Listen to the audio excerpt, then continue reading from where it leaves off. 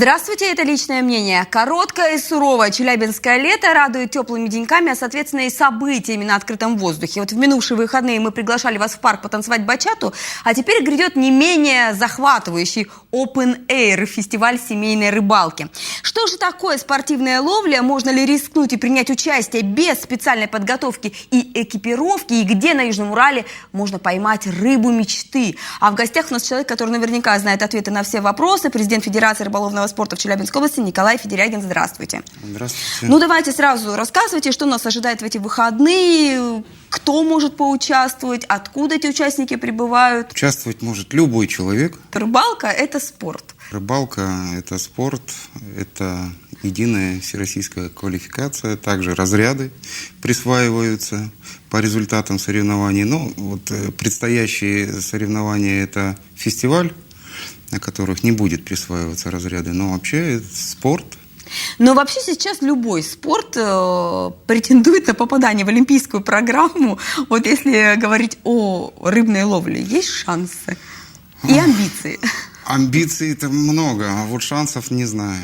Мы не олимпийский вид спорта, к сожалению, пока что, соответственно, и слабое финансирование. Хотелось бы, как всегда, побольше. Я так понимаю, что если речь идет о спорте, ну, даже в данном случае фестиваль, это все время разные условия. Я так маленечко в интернете почитала. То это ловля с берега, то с лодки, то это командный зачет, то это одиночное выступление. В данном случае, вот на фестивале семейной рыбалки, как все будет происходить?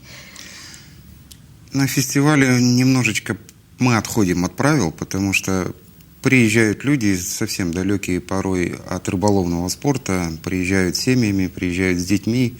Конечно же, мы не можем требовать с них какого-то четкого выполнения правил.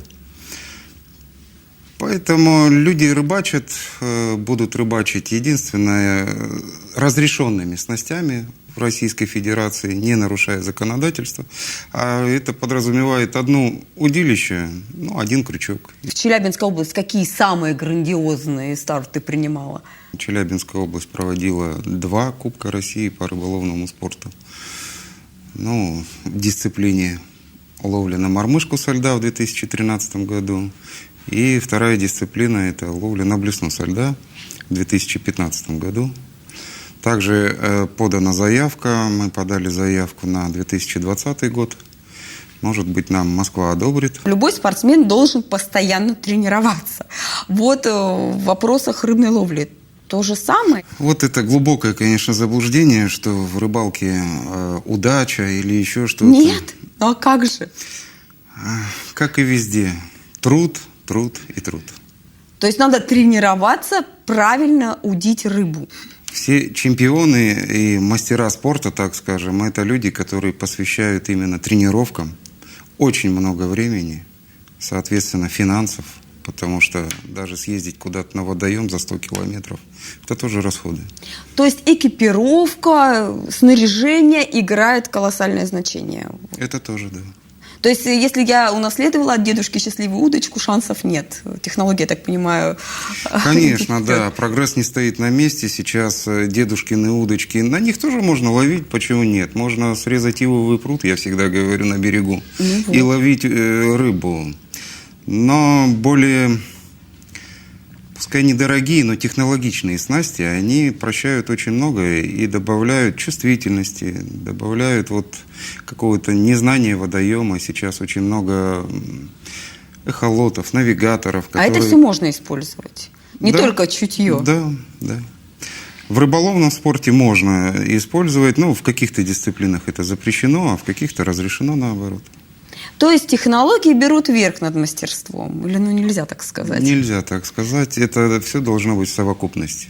Но вы можете рассказать, ну, примерно, как вот стандартная тренировка проходит спортсмена? Вот, раз уж речь зашла о том, что обязательно надо много и упорно трудиться. Нет, она ничем не отличается, допустим, от рыбной ловли. Дело в том, что все это происходит чаще. Различные приманки, насадки и тому подобное. То есть экспериментировать, пробовать надо? Да, анализируются все вот эти вот попытки, рыбалки, удачи, неудачи и тому подобное.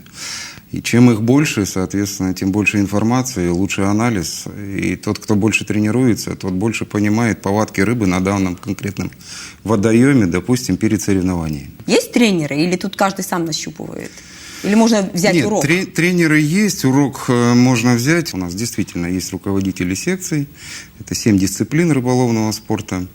Ребята, в общем-то, на голом энтузиазме готовы кому-то помочь. Проводят тренировки какие-то совместные, допустим, на Шишневском водохранилище у нас ловля на донную удочку, так называемый фидер, сейчас очень популярностью пользуется.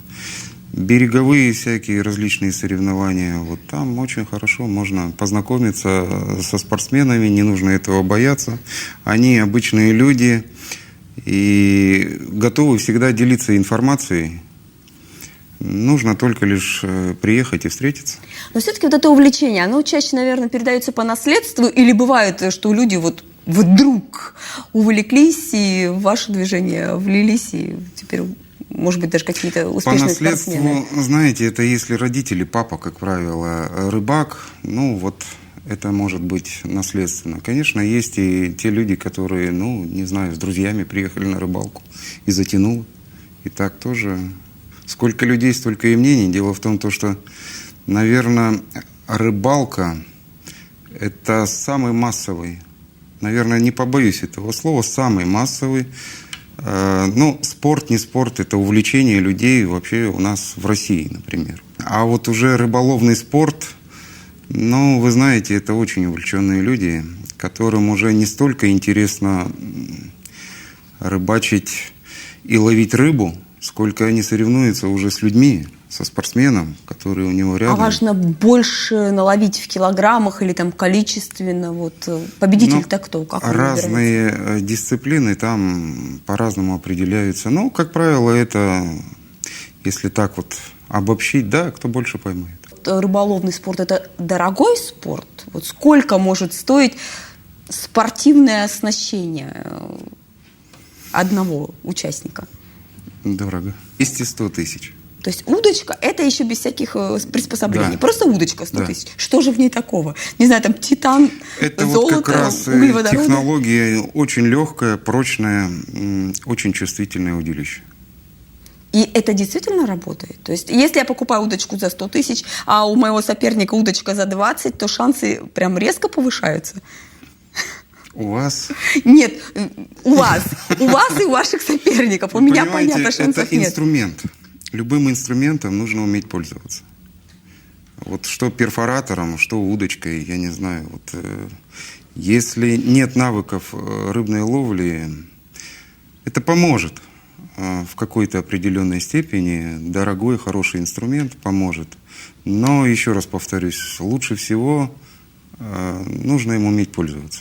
То есть, опять же, возвращаемся к вопросу тренировки. Да, кстати, мы так и ушли от этой темы. Я вас спросила, сколько надо тренироваться так, чтобы не терять Чем больше, навык? тем лучше. Потому что каждый день, что ли, ловить? Нет же такого понятия. Вы понимаете, рыба, она каждый день может питаться по-разному. Особенно при перемене погоды. Поэтому для того, чтобы понять повадки рыбы, допустим, перед соревнованиями, люди ездят каждый день. Причем они днем, утром, вечером смотрят поведение рыбы, анализируют.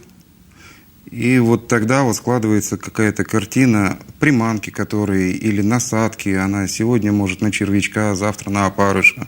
Если это там какие-то спиннинговые соревнования, тоже различные приманки, которым она отдает предпочтение даже в различное время суток. А к внешнему виду, к одежде есть какие-то требования? Или вот тут все попроще? Нет, в правилах прописано. Но мы жестко, конечно, не спрашиваем. То есть должна быть единообразная форма у команды. Например. Как форма-то на результат может повлиять? Я еще понимаю, удочка. Нет. Не знаю, костюм каким образом? Костюм, кстати говоря, тоже может повлиять на результат.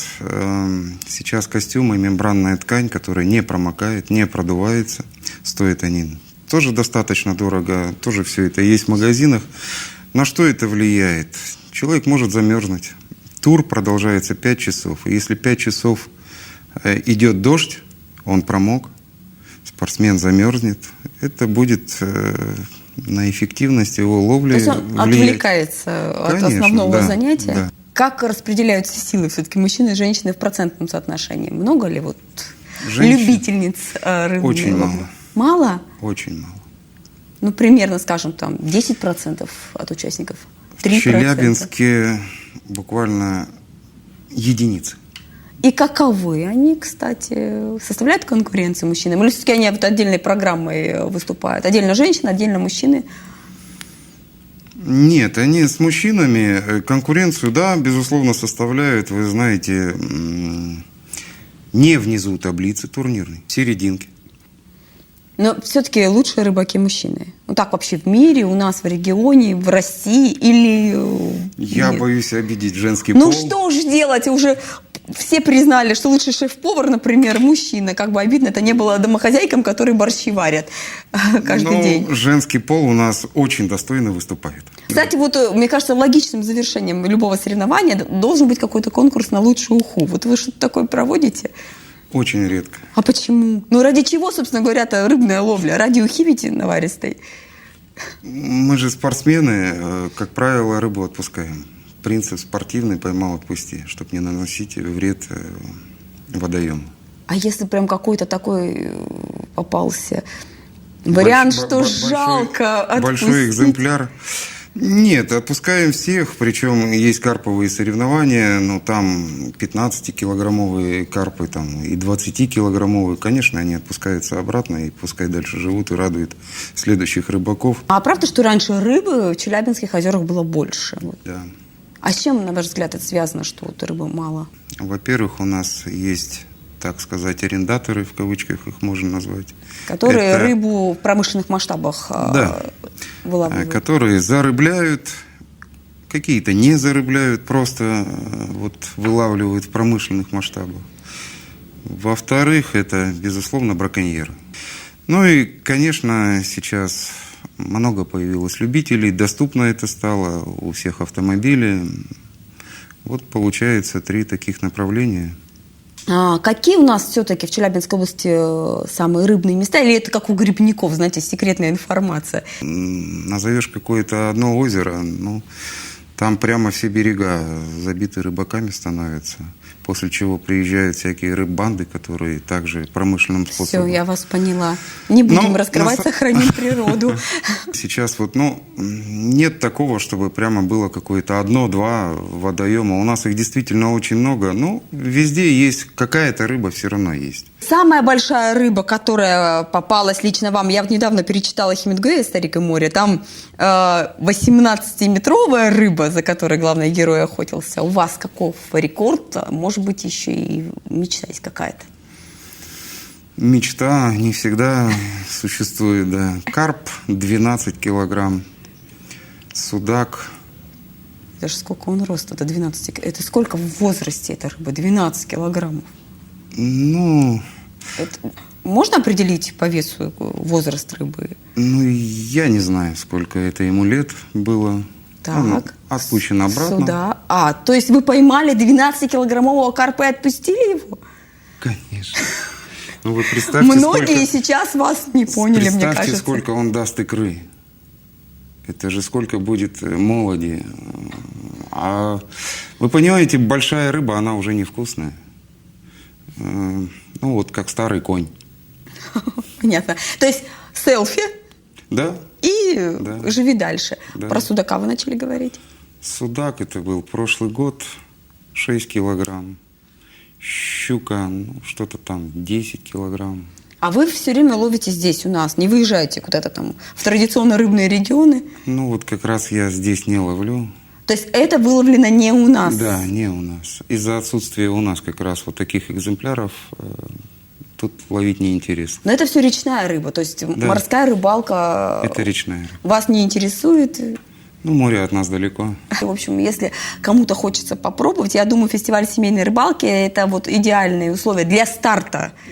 Да, прямо Для вот. старта никаких там суперснастей. Приезжайте, да, 21 что у нас? Июля. Июля, да. То есть в эти В эти выходные. выходные, в воскресенье, Смолино парк. Конечно, и вас приглашаем, и телезрителей. Пожалуйста, Уха рады будет, всем. скажите мне. Но на фестивале-то семейной рыбалки должна быть уха. Будем стараться. Ну, так и было личное мнение. Увидимся на 31-м.